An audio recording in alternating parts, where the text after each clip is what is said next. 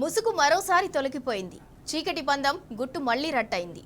బయటకు చెప్పకపోయినా రేవంత్ బీజేపీ దోస్తానా పదే పదే బయటపడుతూనే ఉంది. కేటీఆర్ పై ఆగమేఘాల మీద ఈడీ కేసు నమోదు కావటం వెనుక కూడా ఏ ఫార్ములా పనిచేసిందో బహిరంగ రహస్యమే. ఫార్ములా ఈ రేసు వ్యవహారంలో కేటీఆర్ పై కేసుకి ఈడీ తయారవ్వకటం, రేవంత్ బీజేపీల బంధం మరోసారి బట్టబయలైంది.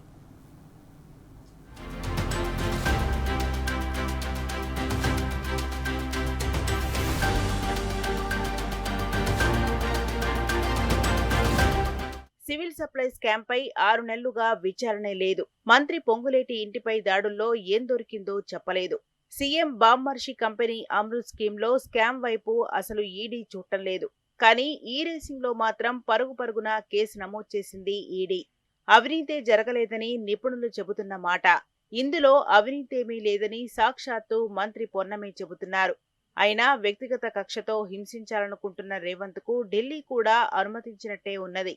ఈ రేసింగ్ జరిగిన 14 నెలల తర్వాత ప్రభుత్వం దర్యాప్తునకు సిద్ధమైంది. ఫిర్యాదు అందిన గంటల్లోనే ఏసీబీ ఎఫ్ఐఆర్ నమోదు చేసింది.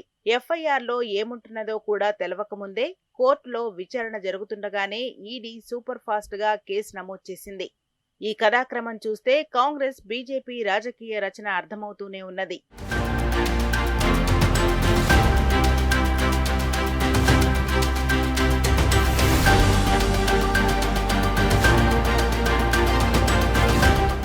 ఫార్ములా ఈ కార్ రేస్ లో జరిగిన చెల్లింపుల వ్యవహారంలో అక్రమాలు జరిగాయన్న ఆరోపణల మీద enforcement directorate BRS working president K Taraka రామారావుతో పాటు మరికొందరిపై కేసు నమోదు చేసింది.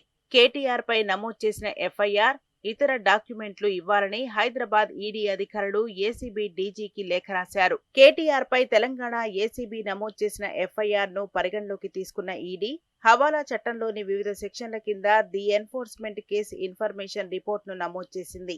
ఏసీబీ నమోదు చేసిన ఎఫ్ఐఆర్ లోని నిందితుల వరుస క్రమాన్ని ఈడీ కూడా తన కేసులో నమోదు చేసింది. A1 గా కేటీఆర్ ఉండగా, A2 గా ఐఏఎస్ అధికారి అరవింద్ కుమార్, A3 గా రిటైర్డ్ అధికారి బిఎల్విఎన్ రెడ్డి ఉన్నారు. ఈసీఐఆర్ ఆధారంగా మొదటి హవాలా చట్టం కింద కేసు దర్యాప్తు ప్రారంభిస్తామని ఈడీ అధికారులు తెలిపారు. దీంతో పాటు foreign exchange management act FEMA కింద ఎలాంటి ఉల్లంఘనలు జరిగాయో అన్వేషిస్తామని వెల్లడించారు.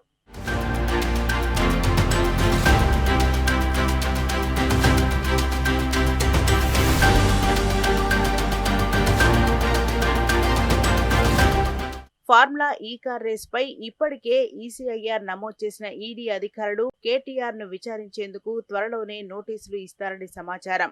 ఇప్పటికీ ఈ కేసుకు సంబంధించిన పూర్వాపరాలను పరిశీలించిన ఈడీ అధికారులు అందుకు సంబంధించిన ప్రశ్నలను కూడా సిద్ధం చేస్తున్నట్టు తెలిపింది. ఈ పరిణామాలన్నింటినీ గమనిస్తుంటే కాంగ్రెస్, బీజేపీ పార్టీలు చీకట్లో షేక్ హ్యాండ్లు ఇచ్చుకుని పచ్చిగా సహకరించుకుంటున్న వైనం కళ్లకు కడుతున్నది. కేటీఆర్ మీద ఈడీ కేసు దాన్నే ద్రోవపరుస్తున్నది. అసెంబ్లీ ఎన్నికల్లో పరస్పర సహకారం, పార్లమెంట్ ఎన్నికల్లో సగం సగం సీట్ల సర్దుబాటుతో పరాకాష్ఠకు చేరింది.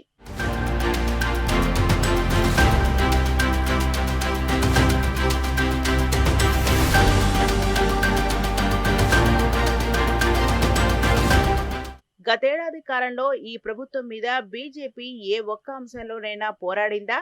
6 గ్యారంటీల అమలుకు బీజేపీ ఏనాడన్నా డిమాండ్ చేసిందా? కేసీఆర్ హయాంలో రెచ్చిపోయిన సర్జికల్ స్ట్రైక్లు ఏమైపోయారు? గురుకులాల్లో పిల్లలు పిట్టల్లా రాలిపోతున్నా పట్టించుకోరు. ఆటో డ్రైవర్లు ఆత్మహత్యల బాట పడుతుంటే కన్నెత్తి కూడా చూడరు. విద్యార్థులకు ఫీజు రియంబర్స్మెంట్ లేదు.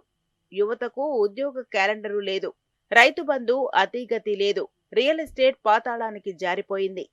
హైదరాబాద్ ప్రతిష్ట అధోగతి పాలైంది. అయినా సరే ఏ ఒక్క బీజేపీ నాయకుడు మాట్లాడ్డు. కాంగ్రెస్ మీద పోరాడకుండా బీజేపీని ఏ శక్తి ఆపుతున్నది? శక్తికి ఒనగూరుతున్న ప్రయోజనాలేంటి? ఈ విషయాలు చాలు రేవంత్ బీజేపీ దోస్తానానికి రుజువులు.